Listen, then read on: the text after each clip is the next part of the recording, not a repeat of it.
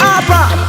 banemtita apa ndakamupa diskira marapa ndakazoenda ndichikumbira chacha ndobva lava yaiva ndakafa asiya mumweti karaibagaba mumweti asiya muzikuona tabigati kochina sikuzoramba ti asiya mumweti karaibagaba mumweti asiya muzikuona tabigati kochina sikuzoramba ti karaipa semonyarara kuti zi kiya to unditambidze maki nasi toda kunyatsomwa ti bvisa hembe ungadikitire uchimwa ti pinda mubhedhurumu ndikwisiri ti unomwa makapu mangani eti asi liquidi kana tazomwa ti usaudze maiti kuti takamwa ti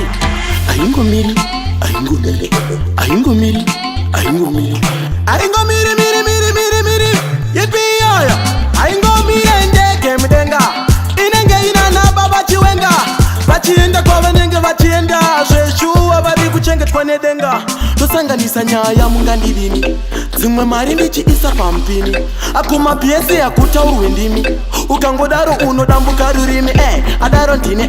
aimba ndini kuti ndipinde ndakaita firiri Dr. Bondi vakandipa zvikiriri ndakurova ngoma dzemandiriri ndapinda muganza uchawiriri pane mdhidhapa ndakamupa diskira marapa ndakazoenda ndichikumbira chacha ndobva lava yaiva ndakafa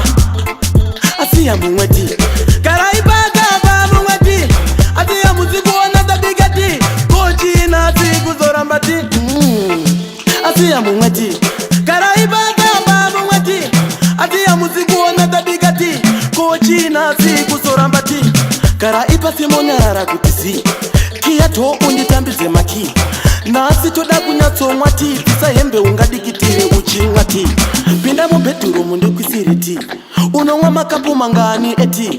asi liquidi kana tazomwa ti usaudze maiti kuti takamwa ti